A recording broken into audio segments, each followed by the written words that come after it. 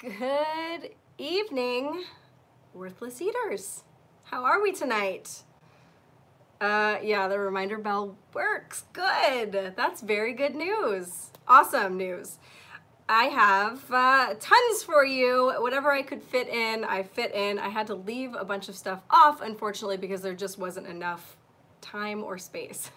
So I really want to get into the Q stuff, and we'll do that at the end. I'm going to go through the headline stuff first and all of the things I've come across in the last week, and some of the things I'll just kind of mention. As always, I've got all of the links down below, and anything that you're more interested in, you want to dig into further, you can just click on the link below and get into it. So the first, excuse me, gosh, I thought I was over this. The first thing I want to kind of talk about, the first few things all kind of have to do with LA. I am from LA. I didn't live in Los Angeles itself. I lived just outside, but I told you guys that I was a child actor when I was younger, so I was in Los Angeles almost every single day in either downtown Los Angeles or Hollywood. So I spent a lot of time in I spent a lot of time in Los Angeles when I was younger, and I'm not that old. And I remember when Los Angeles was beautiful. It was like the city of dreams. Literally, they made movies about Los Angeles being the city of dreams. And now it is absolutely, it's sad. It's really sad to see the state of it. So I put a link below this very first video. I came across this week, and it's called Battle Los Angeles. Actually, the people that put it up, it got taken down. I was panicking today because I really wanted to show it to you guys. And when I went to link it, it was gone. It said it was down for copyright infringement, which I don't believe that is the case. I believe these people made this video themselves. Anyway, I found another person who uploaded it. Hopefully that stays. It's a very powerful video. It's only a few minutes long, maybe like 10 minutes long. And it goes over what the problem is in Los Angeles, why things have gone so awry, and why the homelessness is out of control. And what we're hearing is that, oh, there just aren't enough homes, so they're gonna build all of these homes. But in reality, it is, drug addiction, the accessibility to drugs, the absolute refusal to uphold laws, the changing of laws so that some of these terrible things are no longer illegal, and just a whole mess of things. So I really recommend that you guys watch that video, even if you don't live anywhere near Los Angeles, because it is a very good kind of warning sign to the rest of the country, the rest of the world, really, what can happen to a place when you have ideals that just don't work, and when you have kind of evil people making decisions that just don't make any sense. So watch that. Then there was another video that was going kind of viral this week of a guy getting arrested in Los Angeles because he was eating a breakfast sandwich. I think he was on some kind of a train platform or something like that. I didn't see what happened before the video starts, obviously. I don't know how the altercation started, but basically what you're seeing is a cop who's holding onto this guy's backpack. He won't let him go. The guy's eating his breakfast sandwich. Apparently, there is a law against eating a breakfast sandwich on this particular platform.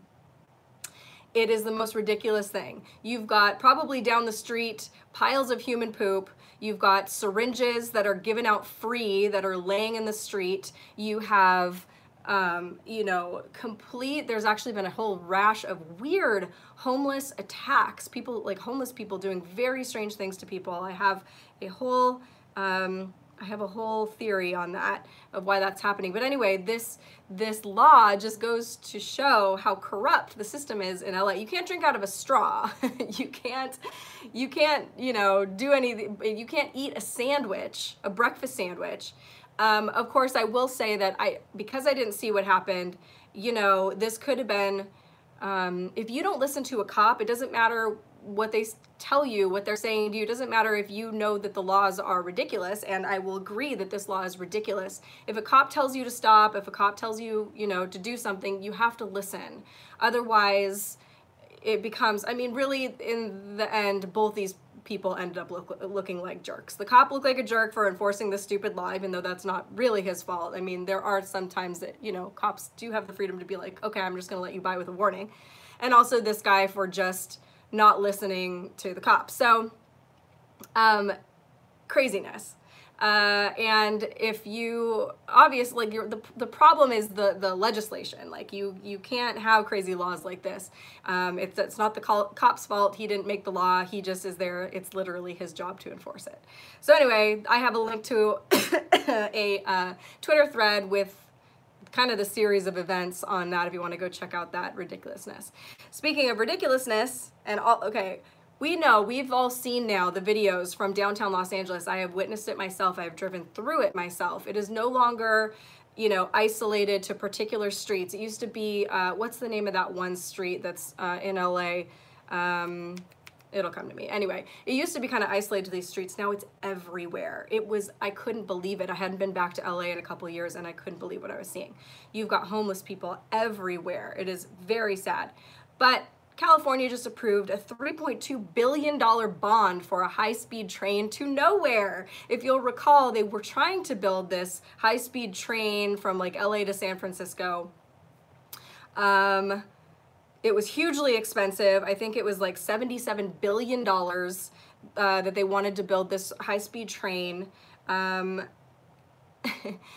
the worst use of resources ever. So anyway, that project got canned, but now the California Infrastructure and Economic Development Bank has authorized $3.2 billion tax-exempt fixed-rate revenue bond issuance to help Desert Express Enterprises, an affiliate of Virgin Trains USA, to build this high-speed train. So basically, this high-speed train is going to run from Victorville, where, right? Huh? Exactly. Victorville to Las Vegas. Victorville is basically in the middle of nowhere. It is, if you're driving from LA to Las Vegas, when you get to Victorville, you're pretty much halfway there anyway. Who would, in their right mind, is going to drive to Victorville, leave their car in Victorville, and then take the time to like get on a train and then whatever? It makes absolutely no sense. Nobody is going to use this thing, and there you have it, folks. That's how California likes to run things these days. Then San Francisco, the new DA pledges not to prosecute public urination and other quality of life crimes. So this is what I'm talking about. That's one of the other things that's in the video that's really important to talk about, is that one of the things that they've done is they've taken away the, I have fuzz flying around everywhere. They've taken away the right of business owners to prosecute shoplifters for anything under, I think it's something like $800. So people can just walk into your store. They don't even have to hide it. They can walk into your store, pick something up as long as it's under the designated amount, and just walk out with it. You can't do anything. And so what do you think is going to happen? What do you think is going to happen when you have policies like that? So San Francisco's newly elected district attorney has promised not to prosecute public urination and other quality of life crimes that have plagued the lucrative Bay Area amid crippling homelessness crisis affecting urban communities across California. This is a quote from him. "We will not prosecute cases involving quality of life crimes, crimes such as public camping, offering or soliciting sex, public urination, blocking a sidewalk, etc. should not and will not be prosecuted. Many of these crimes are still being prosecuted. We still have a long way to go to decriminalize poverty and homelessness." Well, that's not criminalizing poverty and homelessness. That's criminalizing criminal acts. So a little aside about this guy. Why didn't I write down his name? It starts with a CH. Hold on, guys. Can't do that.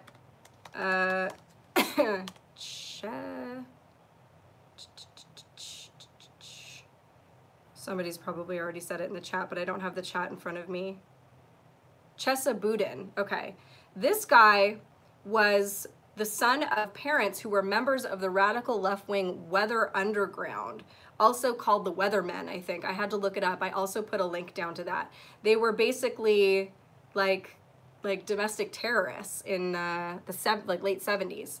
And he he grew up with his parents incarcerated for their roles in an armed robbery that left 3 men dead. This was basically like the 70s version of Antifa. And they were like anarchists that wanted to overthrow the government, but like by means of violence and, you know, whatever. So they participated in an armed robbery that left 3 men dead, and then he was adopted by Bill Ayers after his parents went to prison. So that's that guy. I also put a link down below to a Yahoo News article about Capsule Living in LA. So now the new thing is they're trying to like make this really hip. Instead of getting an apartment or house or roommates and living like normal people, they want you to think it's really cool to put yourself in a pod for like $800 a month and live like that. And I just think, isn't this so funny how they are getting people to willingly live this lifestyle where it's like, no, you can't speak, you can't eat breakfast sandwiches, you can't have a gender, you are gonna go in your pod and shut up and then go to work, and it's like crazy. So that's an example of them trying to make this cool, and people fall for it. That kills me.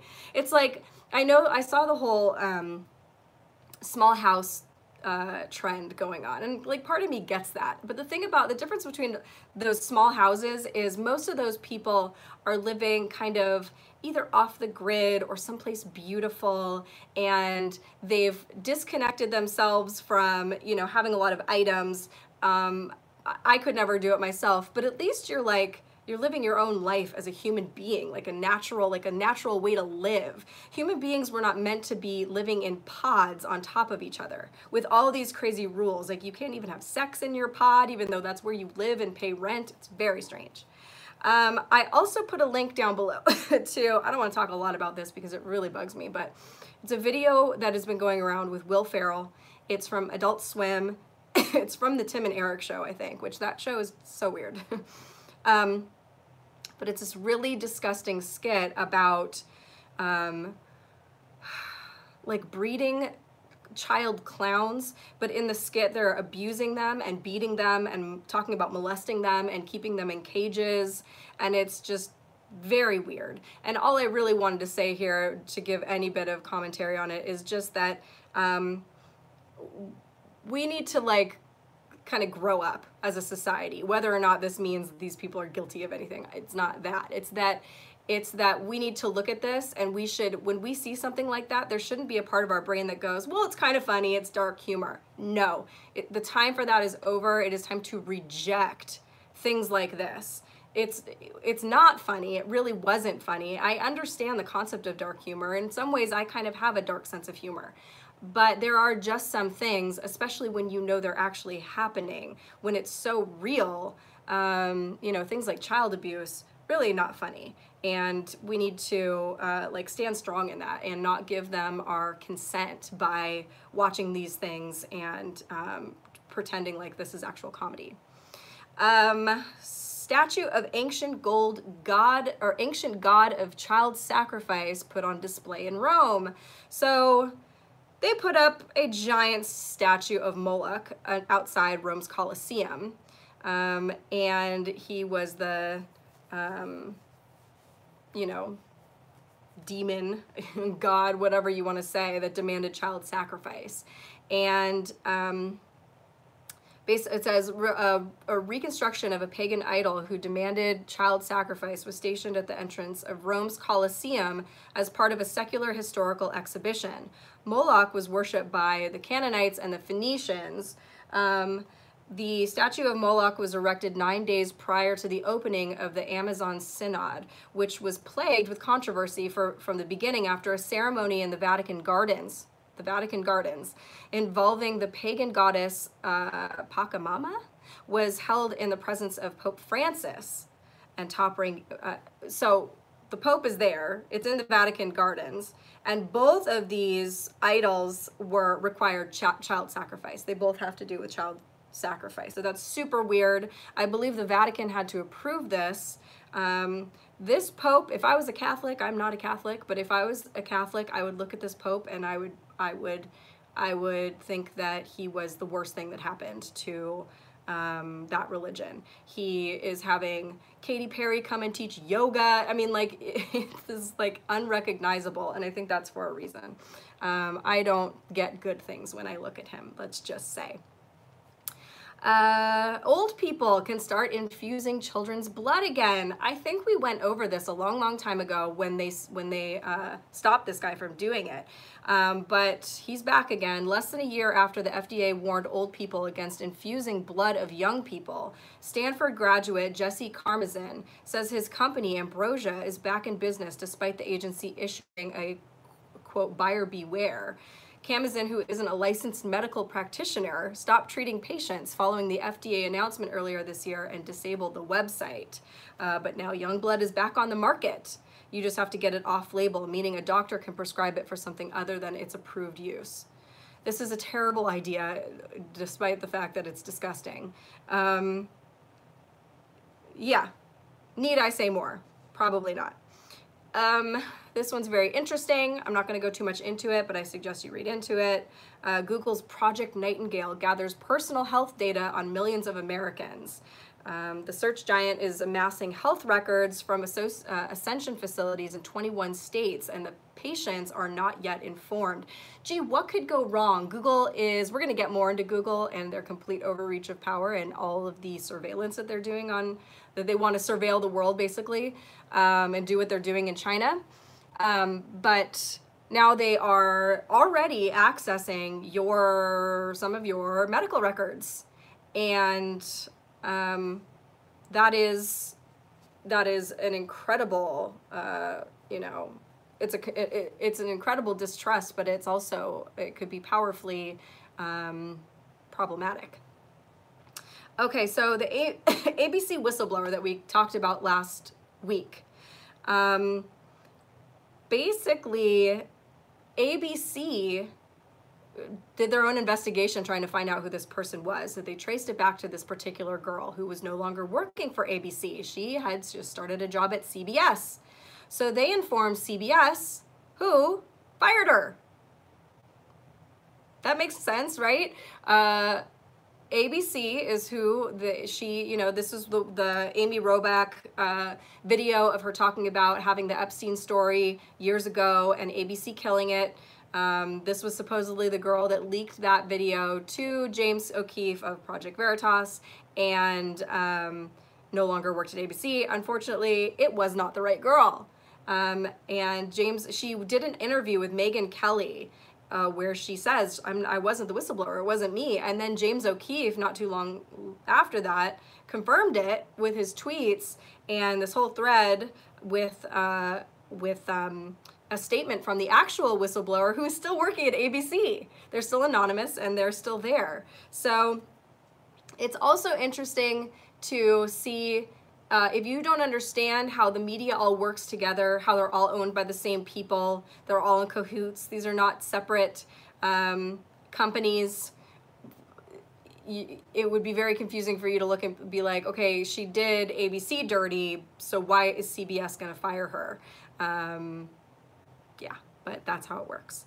But speaking of that story that got spiked by ABC, 60 Minutes Australia picked it up, and so I've got a link to that. I've got a link to both a YouTube with the entire interview, and then also there is an article that has the video, I believe, also in it. It's like a 40 or 50 minute video, and where they talk about the whole Epstein thing. I don't know if they necessarily have all the information that ABC had those 3 years ago, but at least somebody in the mainstream is doing something. Okay. Then we've got the, let me just check in really fast with the chat. Hi guys. What if Amy Robach is the whistleblower? That's interesting. That'd be kind of cool. It would certainly save her reputation, because right now what I'm seeing, excuse me, are a lot of people that are like mad at her. And I think for good reason. I think she does kind of come across as being more upset about getting the story taken from her than being upset that actually children were hurt because they weren't they didn't put the story out, and this bad person remained free. But you know, it's very hard to tell from that clip. We can't all just like rush to judgment that, you know, she's this evil person that only cares about herself. You know, she was complaining, you know, could have been an off day, whatever. There's also something to be said about when you work in an industry like that and you know what you're up against. First of all, you kind of know that even if she were to quit, she would just lose her job. She would have been doing the right thing, I think. I mean, that would have been the righteous thing to do, to be like, okay, fine, I quit, and like go start doing her own thing. But I do think there's a part of people that also feel like they see the corruption within these organizations that they're a part of, and maybe some small part of that feels like they might be able to do something about it if they stick around. So I'm not super quick to judge her, but if she does turn out to be the whistleblower, I'll be your best friend. That's pretty cool. So Mark Zaid, he is the attorney for the whistleblower, not the ABC whistleblower, the Ukrainian phone call whistleblower. His Twitter feed archive has turned into a treasure trove recently, as, you know, his name came out and people started digging up all this stuff. Oh, I just remembered another one that I didn't put in here. Well, first of all, on January 30th, right after Trump was inaugurated, January 30th, 2017, he tweeted publicly to the world, hashtag coup has started. First of many steps, hashtag rebellion, hashtag impeachment will follow ultimately, hashtag lawyers. Okay, dude. Then July 1st, 2017, he tweeted, since January 20th, I would much rather be in Canada. What a great country. Will be great again when Donald Trump leaves. He brags that he has, oh, there was another part of that. I have the links down below, doesn't matter. I've got like 4 links to not only tweets of his, people pointing out the tweets. There was something else that I think linked him to being Epstein's lawyer at one point, and he was kind of bragging about being Epstein's lawyer. That was one of the other things that was found in his Twitter feed. Another, oh yeah, this is the second part. He wrote, it's very scary, we will get rid of him. This is the attorney for the whistleblower, and this country is strong enough to survive him and his supporters. We have to. So he also brags that he has, you can see him getting into Twitter fights with people where he literally brags that he has friends at the CIA that he can sick on these people just because they disagree with him on something. He threatens to bounce someone from a school board because they disagreed with him. Then somebody went through his YouTube, and I don't know if you guys know this or not, but on YouTube, you can see the videos that they've liked. And his were so sketchy. He had top 10 prettiest Disney Channel stars. He had Selena Gomez from Child to Woman. Top 10 Disney girls. It's all like Disney children that of these videos that he's liking, which is extra creepy. And then they were also digging up pictures of him. Like apparently he frequents Disney World or Disneyland, but he doesn't have any kids. He like goes alone and takes pictures with the characters there. So that's super cool. The next link I have is the CEO departures hit a new high in October, on pace for a record year. Who would have guessed that? October marked the highest month on record with 172 chief executives leaving their post. Chief executives from SAP, ServiceNow, Nike, and Under Armour said farewell last month. McDonald's Steve Easterbrook was fired this week. 2019 is on track to be the highest number of CEO departures on record. This is meaningful because Q specifically told us a couple years ago to track, well, less than 2 years ago, but a long time ago, they told us to be tracking the CEO, stepping down, getting fired, etc. So what a coincidence that we have a record high number of them this year. This next thing's kind of cool. It's not new, it's old, not super old. April 18th, 2018 is when this came out, but you know, because I haven't had this channel for a long time, when I come across things that maybe I've seen before but I haven't shared on here, I like to drop them in here because I don't know if you guys have seen this or not. Washington State Fusion Center accidentally releases records on remote mind control. So as a part of a request for records on Antifa and white supremacist groups, WSFC inadvertently bundles in, quote, EM effects on human body.zip. So basically this was a FOIA request for information on Antifa and white supremacist groups. And they accidentally sent this zip that said EM effects on the human body. So this is a guy named Curtis Waltman. He's the one that wrote this article. He was the one that placed the request and got all this information. He said, as a part of my ongoing project looking at fusion centers investigations into Antifa and various white supremacist groups, I filed a request with the WSFC. I got back many standard documents in response, including emails, intelligence briefings, and bulletins, reposts from other fusion centers, and then there was this one titled EM Effects on Human Body.zip. He's like, what does EM stand for? Well, he opens it up. EM stands for electromagnetic. So in this article, it shows some of the things that he pulled out of this zip drive.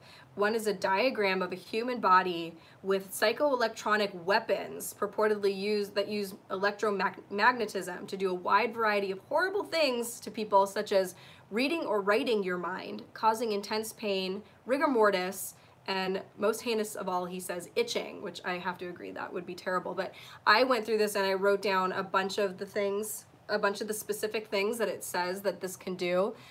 Forced memory banked and induced erroneous actions, reading and broadcasting thoughts, controlled dreams, sudden violent itching inside of your eyes, wildly racing heart without cause, forced orgasm, forced nudging of arm during delicate or messy work causing injury or spills, induced no rash violent itching with preference for hard to reach areas. This is evil.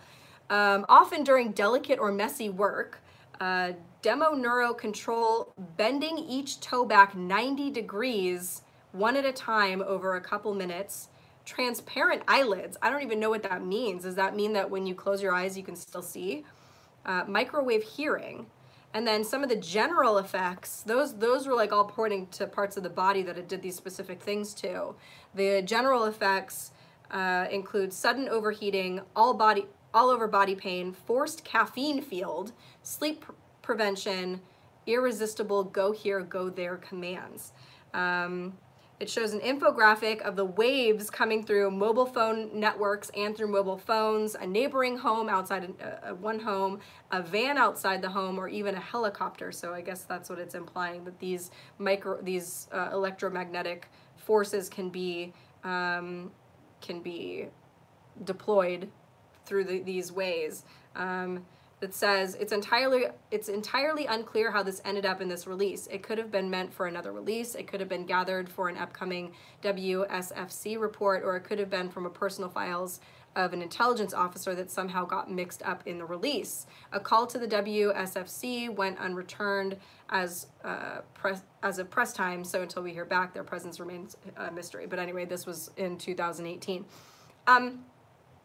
Yeah, so just because this document was released with this information, it doesn't mean that this facility has this kind of technology or whatever. But the interesting thing is that when we look into targeted individuals and hear a lot of their testimonies and some of the things that they talk about happening to them, it is a wild subject. It is very hard to believe if you don't have an open mind. You look at these people, it's very easy to label somebody as crazy, but you've got people from all over the place telling these same stories, and it just happens to line up with this particular document of what they're saying, something that can cause these kinds of things. So that's why I wanted to add it in here. Then I've got just a couple things. I don't even think I have links for them, but I just wanted to make sure to mention them. So Trump went to an LSU game the other day, and I thought it was funny because this is when it would be really cool if I could share my screen with you guys, but I think by next week I'll be able to do that. So anyway, he's sitting at the game, and there's a helmet sitting in front of him, and I just want to ask you guys what number you think was on the helmet. I'll give you a couple guesses. Let's see if anybody can get it. So there's a helmet sitting in front of Trump, just one helmet, not lots of helmets, and he's signing it in this picture. There you go. Thank you, Leo. Yep, 17. 17. And if you look at too, something else that's interesting is that, you know, there are a lot of pictures of past presidents getting jerseys from particular teams when they go to games and whatever. There are pictures of Obama, pictures of Bush, whatever, getting jerseys. It's like a custom. for them to give jerseys to the president when they come, and they usually give the president's number, like Obama would be 44. But in the very beginning, at least, Trump was always getting jersey number 17. And that was very strange. Some people were like, well, it's, you know, the year was 2017. Yeah, but that's not how they roll. That's not how they would do things. So I don't know if it was a request that, you know, they call up and they say, hey, we're going to give them a jersey. Do you have a, you know, a particular number you want on there? Or if they just come out and say it. Anyway, I thought that was really interesting and awesome.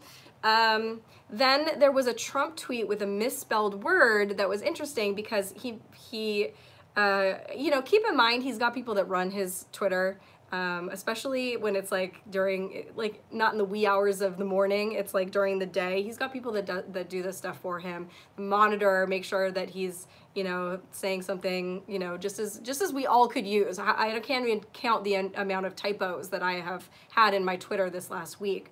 So it's human error, it happens, but when you're the president, you have access to people that work for you and help you with these kinds of things. He literally has people that are in charge of his social media. So to think that he just willy-nilly sends things and he's just always misspelling all of these things is kind of a crazy thought. That makes you a conspiracy theorist.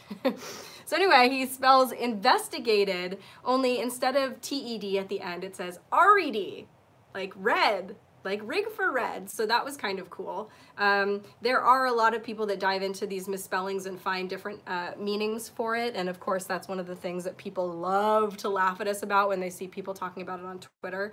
The trolls will jump on them and be like, oh my god, you're like looking for meanings in anything, but it's like undeniable at this point that that some of these things at least are coded. Then also something that just came out, MSNBC did a hit piece on Q recently, but the interesting thing was in it they say that at the end of the, I mean, I don't even know how many times they said fringe conspiracy theory, and like, it's not even, they're not even trying to hide their disdain. It's like these two women talking with just such a snotty attitude. That's not how you report. I mean, like, I can report that way because I'm not a real reporter, so I get a pass. But they're like just so snotty. It's like so unprofessional. Anyway, and plus if you've got like good, compelling evidence that something is a fringe conspiracy theory or whatever, you don't have to use an attitude. But anyway, at the end of it, they said that they reached out to the White House for comment on QAnon, which is interesting. We have been waiting for somebody in the mainstream media to ask Trump. Of course, we're all hoping that it happens publicly at like a press conference, and he's put on the spot because it is, you know, something we're all waiting for. But also, it's kind of a Q proof that that hasn't happened.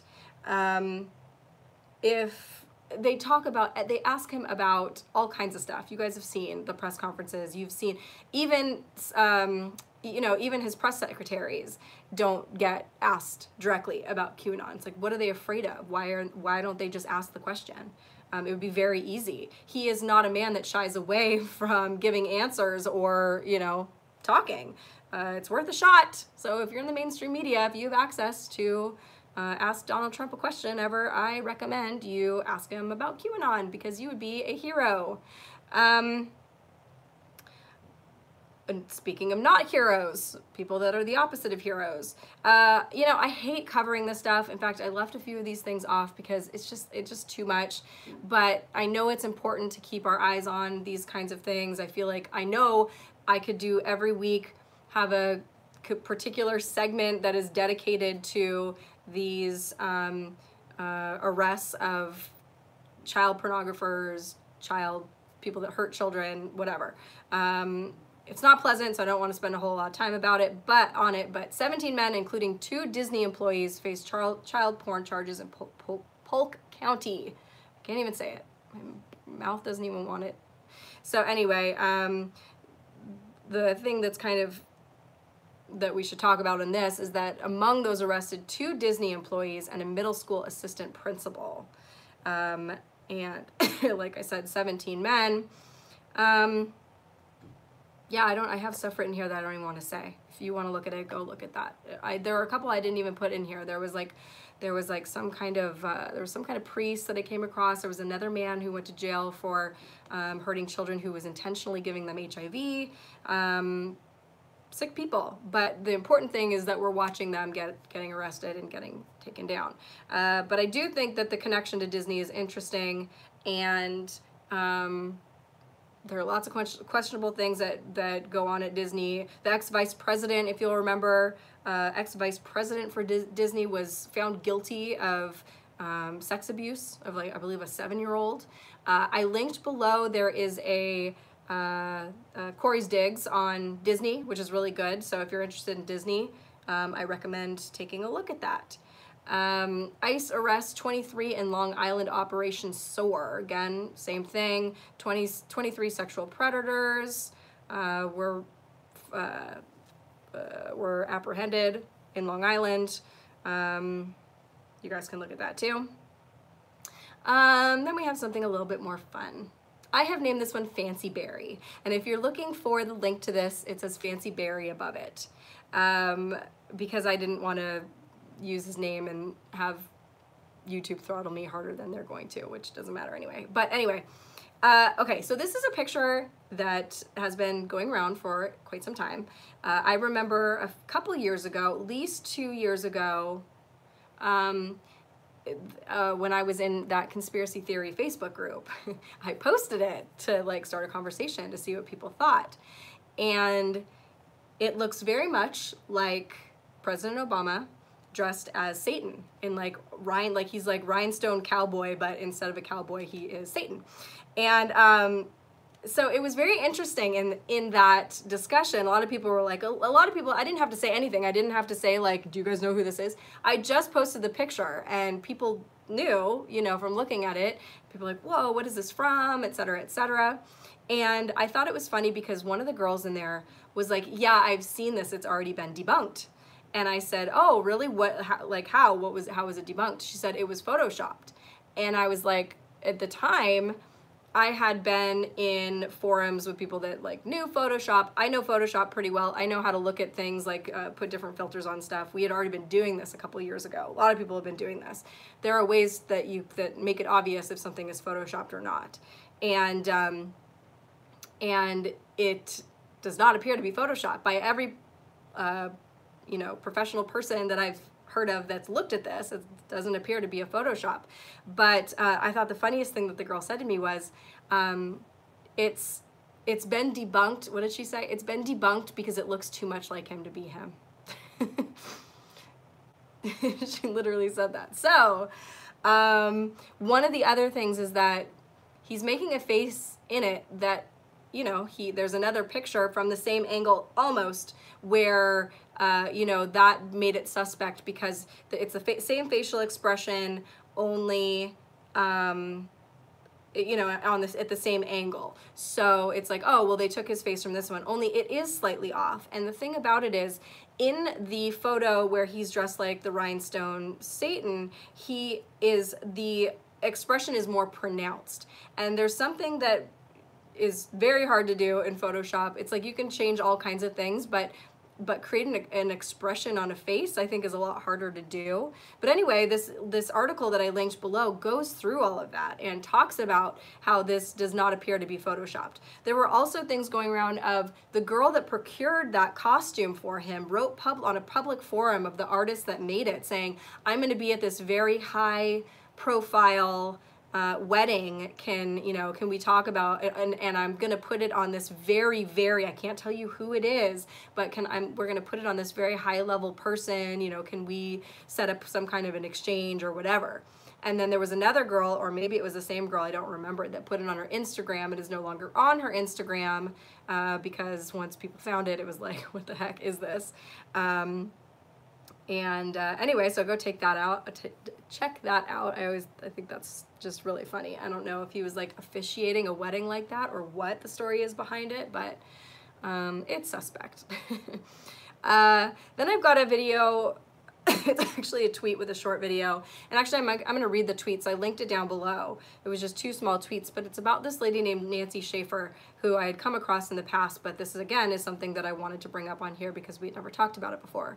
Senator Nancy Schaefer published a report called, quote, "The Corrupt Business Service." She came to believe that there was a link between elite-level child pornography, child sex trafficking, and child protective services, CPS, misconduct. On March 26, 2010, Nancy and her husband Bruce were found shot to death in their home in Habersham County, Georgia. Police ruled their deaths a murder-suicide, claiming Bruce killed Nancy, then took his own life. And ironically, prior to Nancy Schaefer's death, she was on the verge of publishing her book, exposing and naming those involved in the government with CPS. So, sketchy. Maryland medical company claims to have a cure for HIV/AIDS. It's very interesting because, you know, Trump. Well, that's one of the things he said. He's like, you know, we're gonna find a cure to these diseases. We're gonna find a cure for AIDS. This is something about a gene therapy that they say will eliminate HIV, and you know, that's all well and good, and I hope that that's true. I think the part that we all you know, think about is, have these already existed for a long time? And not only that, where did HIV and AIDS come from? And those are the really hard questions to ask. And you can't really ask them without getting ridiculed and things like that. But it also, I think, is an important thing to point out when we all talk about full disclosure and we're all sitting here like salivating for it. Most of us are thinking like, yeah, ETs and like extraterrestrial technology and like all that stuff. But the real fact of the matter is that some of this disclosure is going to be heartbreaking.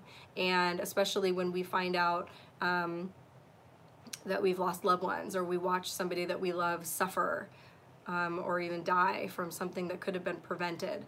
So, you know, just something to keep in mind. Of course, we still want full disclosure, it's important, but, you know, just to keep in mind to be a little bit more somber about it, because it's not all going to be exciting new technologies. It's going to be a lot of really heavy stuff too. So that brings me to Q. I will just pop in and say hi to the chat really fast before we get into Q, because that's really my last thing. Yep, when we find out we've been used as cattle for profit. Hi. Okay, so Q started posting again. We went over the first couple posts the other day, and then since then, we've had some more. So drop 3575 was at 10:46 a.m. and it was just /DE capital C /. I don't know if that means D class, if it means December, if it means both those things. It could just have been a test that they were running on the board. I don't know. There's no like clear interpretation on that yet. Then the next one, which was at 10:56 a.m. This was my time, so this is probably useless to all of you guys because Arizona is like in its own bubble of time zone. We don't conform, and so like sometimes we're on Mountain Time, sometimes we're on Pacific Time, and I can't even keep up, so I don't expect you to either. But needless to say, it was just 10 minutes after the first drop, and it was /AGG _ RECIR _ DE capital C. I have no clear interpretation of what that means. There was something interesting that I saw when somebody typed that into Facebook. It gave them, you know, if you write something and it says like C translation, if it's picking up on another language, and I can't remember what it was. Somebody smart in here will know what it says. It was like, do you know how, or something like that. And the person that put that in played with it a few ways and changed just a couple things in this to see if anything else would come up to say C translation, and it didn't. It was only for this specific one, so I don't know what that's about, but I thought that was interesting. Then at 11:30, Q posts 3577, and it was a link to Stormy Patriot 21, and it was a video showing that between the Q posts and then there was a POTUS tweet 2 minutes later, and then another Q post 16 minutes later. And basically, we keep eyes on this because it is one of the Q proofs showing that Q and Trump are coordinating their posts with his tweets. And if you don't believe me, you try tweeting, or I'm sorry, yeah, you try posting something or tweeting and having it land exactly within 60 seconds of when the president tweets. I believe that Q's done it like 20 times or something now. So what are the possibilities of that unless they were coordinating it? It would really be impossible. So anyway, that was just speculation, or not speculation, but saying they're coordinating it, and by Q reposting it, it's basically telling us, yep, that's true. We do coordinate, you guys, coordinate these things to, you know, show you guys, to give you guys another reason to show that we're legitimate. Then this next one, again, it's like, it says AGG image failure. I don't know if that means that they were trying to post a picture and it just didn't show up in any of the aggregators. I still cannot access 8kun, and it will never work. I can never get past a certain spot on my computer, so I don't know if that's what that was. And then it says route DOD 11.11.18. America will be unified again. Future proves past. So, well, future proves past in that on April 21st, 2018, Q posted, America will be unified again, 11.11.18. So of course, at first glance, this looks like 11/11/2018 that they're talking about. And I know a lot of us got really excited because we're like, oh, 11/11, that's when it's gonna go down. That's when we're gonna get this like parade of like people being arrested and whatever, like all these fantasies. We all got really excited, but the important thing to note here is that there's a period after 18, which doesn't show up, which you don't do if you're writing a date. So Q doesn't make mistakes, or if they do, they let us know immediately because they know that the Anons pour over this information. They go over every single detail, and that would just be mean if they just left this mistake. Like, what does this misspelling mean? Well, I was just, so the Q will literally come back and usually say something like, sorry guys, on the move, it's been a busy day, I meant this. So that wasn't an accident, and I'll tell you why in just a second. Well, first of all, sometimes things have double meanings. So it was a tip to 11/11. So in a way, it is kind of pointing towards a date. But the period indicates more. And you know, when we look back on it, when we look at it at first, we can't know what they're saying. This is what they mean by future proofs past.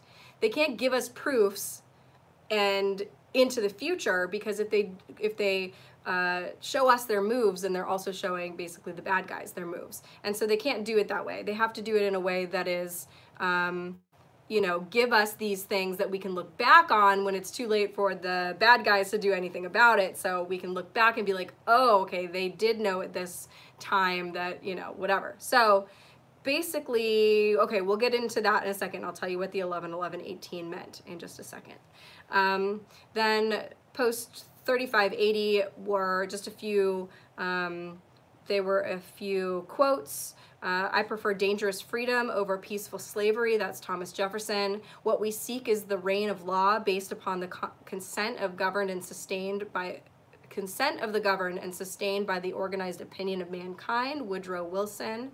Educate and inform the whole mass of people. They are the only sure reliance for the preservation of our liberty. Thomas Jefferson. Then post 3581. Q says, calm before the storm, in quotes, POTUS. Basically, these are a lot of questions that Q gave us. So I'm going to go through the questions and give the answers as far as I can tell. Calm before the storm, that happened on October 5th, 2017. That was at the end, I believe, of my first Q video, where I put it right at the end, that clip of him standing, and he's with all of the generals, and the press are taking pictures of him, and he says, you know what this is? And they say, no, Mr. President, what is this? And he said, maybe it's the calm before the storm. And they say, what storm? And he says, you'll find out. So then Q says month/day Q public campaign initiated. Well, the Q's first post was on 10/28/17, so a couple weeks after Trump had made that comment about the calm before the storm.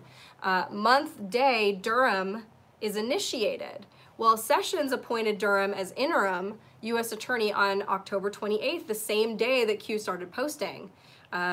Q had mentioned, quote, another prosecutor outside D.C. I think he said, or they said, what if there's another prosecutor outside of D.C. that was assigned by Sessions, and that was a drop in 2018. So we didn't know then that it was Durham, but it appears that Durham has been there all along doing his investigations. What crime family did Durham target? I don't really know. I know Whitey Bulger was one of them. I don't know if that's what Q means there, but Durham has specialized in prosecuting public corruption, including abuse by the CIA. Then Q says, quote, also spearheaded mob prosecutions of the Gambino, Genovese, and Patriarca crime families. Then there's a link. It said, what ABC agency did Durham target? Well, ABC agencies are our three-letter agencies, FBI, CIA, NSA. The answer to that would be CIA. How are messages sent? This was an explanation I saw from Lisa May Crowley, who's on Twitter. She's great, and I thought this made a lot of sense. So there is a link to that guy that got blamed on killing Frank Cali, the crime guy, and they were trying to say the guy remember how he had the Q written on his hand? It was like so convenient. So anyway, Lisa May Crowley says, was this mafia boss murdered by his MK Ultra individual? This MK Ultra individual being investigated by Durham and CIA had to take him out to send a message to others to keep quiet. Did they make it look like this was a QAnon follower to justify deep platforming 8chan? And then it says December 12th, 2018. This is where Q is pointing out, what if there's another prosecutor outside of DC assigned by Sessions with the same mandate authority? That was from drop. They can no longer put the image in of their old drops because we can no longer access 8chan, so they have to just quote themselves. Do you believe in coincidences? 5-5, be ready, patriots. Next Q drop was a link to a Twitter from Duffing It Up at Duffing It Up. They were noting the 0 deltas between Q drops and POTUS tweets. And yeah, like I said, you try posting right before the president tweets to be like, see, I'm working with the president. They've done it more than 20 times. So anyway, MSM attacks, ask yourself why, Q. So the MSM did that morning actually there were a few different things, just these hit pieces on Q. And 8kun is now up and Q is posting, and the Horowitz Durham report is coming out or getting ready to be published. And so they are panicking. I think that's what this is. This always happens. I'm also seeing a whole bunch more trolls, which always happens when Q gets attention in the mainstream media. And I'm seeing them go after me, my friends. I'm just like block, block, block, block, whatever. Like, I ain't got no time for that. So drop 3583. This is an old post of Q's that they're referencing, June 12th, 2018. Would you believe Hussein tried to call Kim prior to the summit? He did not have his updated phone number. So basically he is saying that Obama tried to call Kim Jong-un, and basically that's kind of showing lack of respect. Obama no longer had any control by that point. And he's implying that Kim's number was being tracked by a team of people, maybe CIA, and that his number was changed after Trump was elected. Then there's a link to that whole story. It says previous number tracked, surveilled by a select dedicated team, probably CIA. Number breakdown, pre-post POTUS elect. Do you believe in coincidences? Relevant to future upcoming events. This next one, 3584, Google Whistleblower, Project DeepMind, AI Manhattan Project. Then there's a link to a Breitbart article about the Google whistleblower and developing AI for Google is developing AI for planetary surveillance. I put that link below. Make sure that you read that. February 18th, 2018, Project Deep Dream version 2A. Q, do you believe in coincidences? This is another future proves past. February 18th, Q implied that Snowden was working with Jack Dorsey in, I think, Hong Kong on version 2 of Project Deep Dream. And the Google whistleblower tells Breitbart that Google bought Project DeepMind, AI for planetary surveillance, to spy on the entire planet. So is that in China? I don't know. DeepMind is denying that, but 3585 is a link to a Twitter where, so this is where we're getting into the 11.11.18. This guy figured out that 11.11.18, 11.18, or 11.11.18 dot is the beginning of the IP address for 8kun. And it goes through, it's a DoD, Department of Defense IP address. So that makes a lot of sense, because in that context, the period makes sense going at the end of that, showing that this is the beginning of an IP address. So that's crazy. How did they know that? Then Q says, Project Looking Glass, going forward in order to look back. So I have a couple links down below on Project Looking Glass. Basically, okay, here's a quote from one of them. Project Looking Glass seems to have evolved from an intelligence gathering technology that has been in use since the 50s. It appears that some of the new ET related stuff is giving it a, quote, quantum boost, pun intended. As near as I can figure, the goal is to, quote, look into the future and see what scenarios are likely, then transmit the information back to the present so that the powers that be can take, quote, evasive action. So from what I understand, it appears that Project Looking Glass was some kind of technology that could, I don't know if you want to say, could calculate the probabilities by like quantumly going into the, I don't really get it because science is not my forte, but I do know what the stories are kind of surrounding what this Project Looking Glass thing could do. And it basically, they were remote viewing into the future or into the past. Which also is related to I found a thread on the Chronovisor, and I put a link to that below. I also put an article about the Chronovisor because I think that's interesting to look into right now, especially with Project Looking Glass coming up. And it was built in the 1950s by a Benedictine monk named Father Pellegrino Ernetti. Ernetti reportedly used the Wayback Machine to film Christ's crucifixion for Vatican officials. Ernetti died in 1994 without revealing the secret of the Chronovisor, but chambers say evidence is mounting that the Catholic Church is hiding a working model from the rest of the world, supposedly to keep it from getting into evil hands. So a couple links down below on that, and I recommend you reading them. Drop 3586. Once CIA, always CIA, question mark. Former CIA elected to Congress, former CIA running for Congress, former CIA running for Senate, former CIA elected to Senate, former CIA elected to presidency.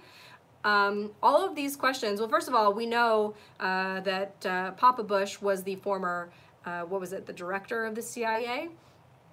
So we know that at least he was, but you can look up, I actually did a search, I didn't write down any of the names, you guys can do it too, just do a search for Senator ex-CIA. Congressman ex-CIA, and you will actually find some names of people that were ex-CIA that are either congressmen or senators now. It says define black op, clandestine. Clandestine. Why do I always say that word wrong? Once CIA, always CIA. That basically, I think what Q is saying is that clandestine. God. Basically, what I think that they're saying is that the CIA, yeah, once CIA, always CIA, and they are putting people into positions of power to basically work and protect themselves, to look out for their own interests. And it said at Snowden pre-NSA. So Snowden was a former CIA contractor, and he was hired by Brennan to hurt the NSA, you know, with collection capabilities to enable illegal U1 activities. He advanced their legal domestic surveillance program while pretending to be an NSA whistleblower. So I have a link down below where Snowden is actually talking about this. He's talking about his life prior to the NSA, and he says, quote, "I was a government officer for the CIA working undercover out of the embassies." So Snowden was CIA, at least before he was NSA. But probably, as I think Q is alluding to, once CIA, always CIA. That's where your allegiance is. Snowden base of ops, geolocation. I don't know, maybe Hong Kong? Whistleblowers versus POTUS. Former CIA, yes, we know that the whistleblower, the Ukrainian whistleblower, is currently CIA. Define black op, clandestine. So the definition of black op is a black operation, or black op is a covert or clandestine operation by a government agency, a military unit, or a paramilitary organization. It can include activities by private companies or groups. Key features of a black operation are that it is secret and that it is not attributable to the organization carrying it out.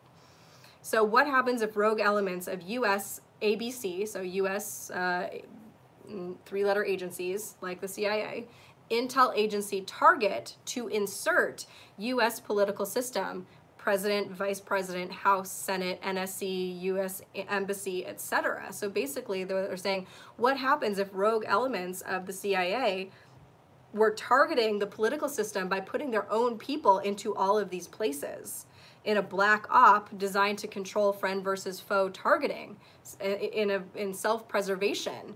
That's how they are able to not only amass their power, but keep it. And then it says NSA versus CIA. This is something I was actually talking to my friend about the other day, trying to explain it to him, in that because people are very confused about Snowden. They're like, oh, he's a hero.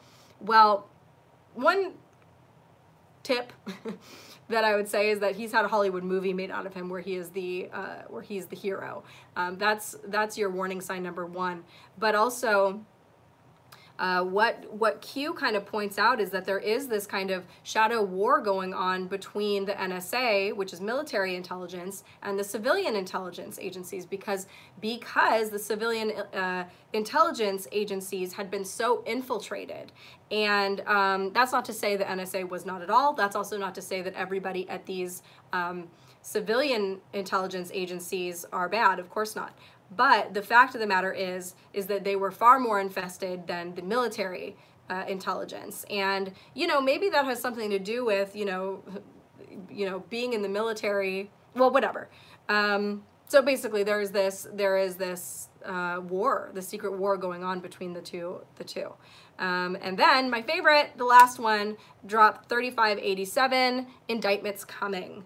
2019 in brackets. Well, there are really only a few weeks left of 2019, so that's really exciting. Sarah Carter was on Sean Hannity last night. She was saying that her sources were saying, I think she said before Thanksgiving is when the Horowitz report will likely be out. I put a link to an article from her down below. I think it's one of the last ones. And they're also saying that very little is going to be redacted from the IG report, and that there will be at least several criminal referrals. So we know that Durham can, and probably already has, impaneled a grand jury now that this is a criminal investigation. So that's that. That's all the Q stuff. Sorry I haven't been looking at the chat much, but I am here now. And I probably missed a lot of really great information. You guys are always really good at adding in stuff. So is there anything that I missed that you guys want me to go over? Big Hair Tsunami, thank you so much. This super chat is dedicated to all of Kate's loyal viewers. Please tell Kate how much you appreciate and love her in the chat right now, or comments later. Or an Edge of Wonder co-founder will rhyme your username. I wonder who he's talking about. Thank you so much. That's very sweet. You're the best. Thank you for being here, and thank you so much for that. So yeah, I've got other things that I wanted to talk about too. If you guys don't have anything that you wanted me to go over in particular, one of the things that I wanted to bring up is that so many of you had been urging me to watch Cosmic Disclosure, the beginning seasons with Corey and David, and I've never watched it before, and I didn't, you know, I love you guys too. You guys are so awesome. I don't know why I didn't ever really look into it. I mean, other than I've just had, it's not like I've had a lot of downtime where I've been watching like regular TV or whatever. My research time is just completely filled most of the time. But I don't know, I felt compelled to start watching it. And actually I watched a few documentaries this week. One of the days I was sick. And so I was like, screw it, I'm watching movies. So I watched both of the Missing 411s. That first one was really hard for me to watch. The second one, I mean, they both have really very interesting stuff in them. Those were pretty cool. I watched one on the, what is it called? I forgot. It's like the Bermuda Triangle, but it's in Massachusetts. That was interesting. So I watched a few of those. Kate, have you seen this stuff about Colorado and how girls can go topless now? No, I haven't, but actually, I think I came across something where they were trying to push for even like, for like underage girls to do that. Yeah, that's nuts. Thank you, yes, I am feeling better. So anyway, I was watching the Cosmic Disclosure with Jeff. Thank you. Thanks, Kate, for all of your research. Keep up the good work. Thank you, Jeff. Thank you so much. And, you know, very interesting to me because obviously Corey's story is incredibly, it's incredible. It really is. It is incredible. And it's very, if you aren't already, if you haven't had your own experience, if you are not one of those people that's open-minded to extraterrestrials, if you're one of those people that think all extraterrestrials are demons, if you believe we live on a flat earth, if you, you know, there are a lot of different reasons why people don't want to listen to that. But I think it's very compelling. One of the things that kept blowing my mind is, I think I've told you guys the story before about how I had my own blue orb experience myself when I was a kid and didn't tell anybody about it until I was 19 years old. I told my mother, and then, you know, I've told people since then, really, like a couple people in my life since then, but I really mostly put it out of my mind. I would think about it every once in a while, but it wasn't until a couple years ago I was telling somebody else about it, and I was like, yeah, we were talking about aliens, and I was like, yeah, I had this experience with this like blue ball and whatever, and they were like, you need to look into Corey Good because he talks about that. And I was like, and I still didn't look into Corey, but I found out that like these blue spheres, these blue orbs were an actual thing, and I started finding other people's stories talking about them, and I remember just being like, there's nothing that's gonna make you believe as much as having your own personal experience. But then you look at other people, there were parts of me that were like, maybe I was crazy, you know, I was like maybe 11 years old when that happened, somewhere between 9 and 11, and you know, even though I was very much awake and cognizant and whatever, it was such a weird experience. And of course, the rest of my life, I'm like, nobody else was with me. Did that really happen? So anyway, the fact that, you know, the people are knowledgeable not only on, you know, that there were blue orbs, but what it was like, what it's like to interface with them, what it feels like, what it would, you know, when other people can give that information to you before you give it to them, you're like, yeah, they must know. So anyway, there were a couple other things that Corey talked about. I'm not too far into it. I think I'm on like episode 6 or something, where he's talking about the stasis beings. And I had such a weird thing with that because when I lived in California, there were these mountains that were these hills. I don't even really know what you would call. I don't know what makes something a mountain or a hill. I know mountains are a lot bigger. I guess we'll call it a hill, very large hill. But they look very out of place, and we used to drive by them all the time. And you know how kids just talk about things like just matter-of-factly? I would tell my dad, there are giants asleep in that mountain. And I remember my dad specifically making a joke about, you know, the giant waking up and all the trees falling off, or like him pulling the grass back, like the grass was his blanket. And I remember being kind of annoyed that he was making a joke out of it. I was like, no, they're not gonna wake up. They're frozen in time. And I just knew that. And it was weird because I thought about it every single time I went past these hills, which was almost every day once I got to middle school. So I remembered when I was in middle school, every time I would drive past it, I would think about when I was little, and I used to think that giants were asleep inside the mountain. EOW Chest Cheetos, thank you. Sorry I'm late. Where is Corey's videos? Cosmic disclosure. I got a trial, a 7-day trial for Gaia, just through Amazon, I think. Amazon Prime. Unfortunate, but yeah, so I'm gonna try to watch them real quick. Anyway, then he talks about these stasis beings, and I've never heard of anybody talk about that before, and so that was like, I had to pause it and be like, whoa, did I like know something when I was little? I mean, I don't know, if I would love to, if I ever talk to him, I would love to ask him about these particular hills, because I know exactly where they are. I could spot them on Google Earth and be like, are these the ones? Like, because I know he said that there were dozens across the country in the United States of these stasis beings. So basically, if you guys haven't heard of that before, it's basically this technology that these giant people have. First of all, a lot of us know, if you haven't heard of this before, I suggest you look into it, about all of the giant bones that have been dug up in the United States. And that's interesting enough on its own, but they found these people that were like almost frozen in time. It's like they had this technology that was able to create this force field around them that made their time move at a different pace. So what would maybe be like 20 minutes for them is like, you know, thousands or millions of years. So it was just really interesting. And there is actually, in one of the episodes, there's videos of these stasis beings. Really cool. I love that stuff. So I recommend it so far. Yeah, I love the giant stuff too. Actually, when I went to Alien Con a couple years ago, which was mostly just like, it was very corporate. It wasn't, I wouldn't really recommend it. I definitely recommend the smaller conferences a lot more. But I did see a really interesting talk with a guy that was talking just completely about giants, and you know, that they were uncovering, there's great documentation of them uncovering these bones. I mean, anything from like 8 or 9 feet all the way up to like 15, 20 something feet of human beings, human bones, and that they were buried, you know, alongside people of average size. And very cool. Very cool too, you know, even when you just look at something like that, it flips your whole perspective.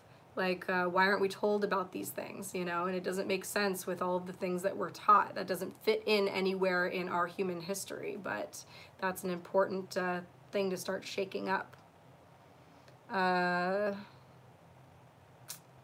Giants have been being hid for many years now. Every time one shows up at a dig, they end up disappearing. Yeah, that was the other thing too, is that these bones ended up getting, you know, taken. So you won't find a lot of them, even though they were being dug up a lot. But there are pictures of them and things. And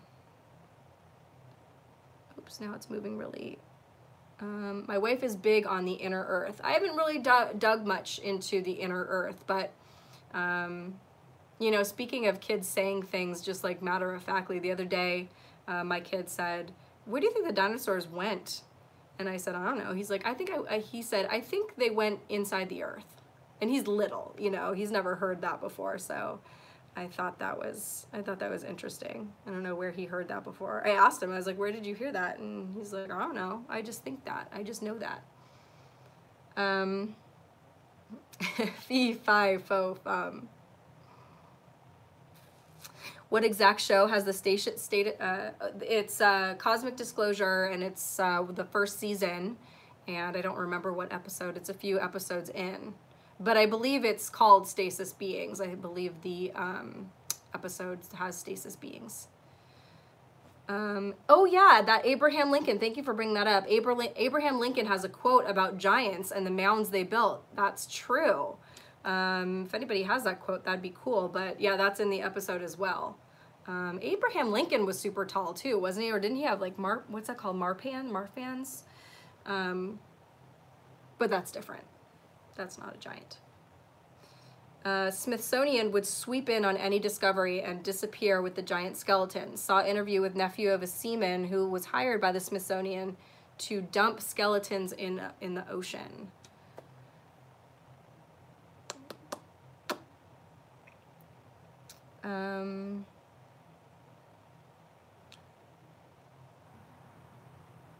Interesting. Do we have trolls? I never see the trolls. I must have like selective vision. Marfan syndrome, thank you. The military made the NSA using CIA funds because facts weren't visible. So NSA had no choice but to save data to hold corporations accountable for causing 9/11 because corporate, oops, it jumped. Plans got exposed. This is the part where my legs fall asleep. It's a spam and, oh, okay. Oh, I don't get that. It's kind of moving quickly for me. Ouch. You saw one troll for like 2 seconds. Okay, that's cool.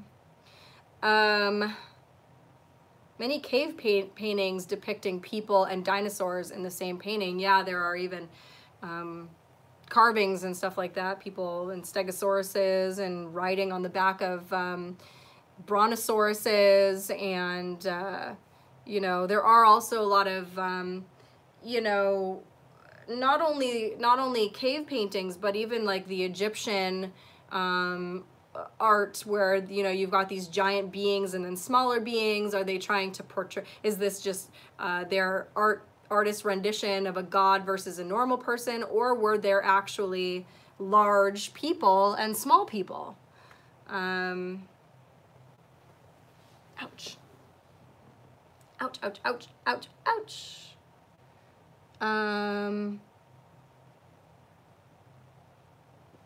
Oh my gosh, my knee is really hurting me.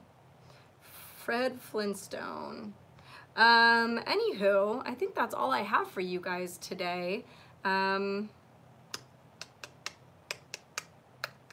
my feet are falling asleep. Yeah, it's really, it's not only just the height, it's that if I don't sit on something, I'll sit like this. I'll look like Quasimodo the entire time I talk, and then that wouldn't be good. So it really just helps me, it helps my posture to sit on my feet. I should get one of those like yoga balls or whatever to sit on. I used to have one, but I popped it. Leg timer going off. I love it.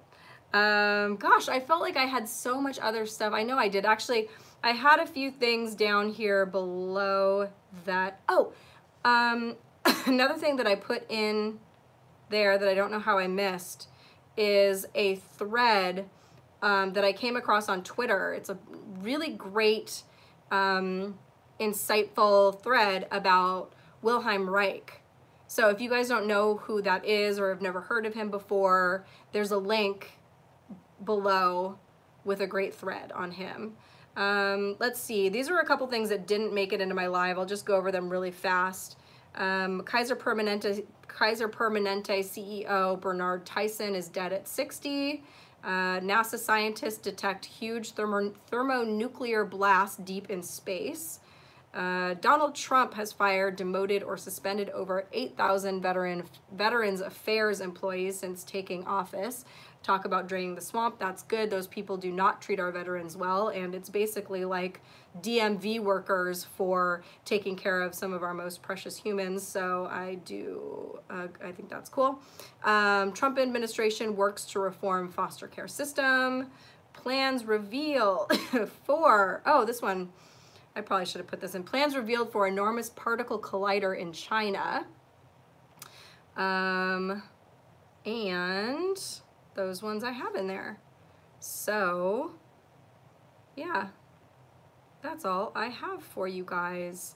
I have no idea what Q is going to be doing. If Q starts posting more, I might like literally be forced to do these lives more often because there's just so much to talk about. It takes me an entire day to put together all of this information. I mean, it takes me all week long from the time I go live to the time I go live to gather this information, but then I spend the whole day like taking notes and talking, you know, figuring out what I want to talk about and, you know, putting all of my links together and stuff. So, but with Q, if Q starts to post more, I might have to do this more often just because that's fun. But thank you guys. And oh, you messaged me on the group about on Instagram about the group. Okay, I will look at it. I will look at it. I will look at it. All right, love you guys.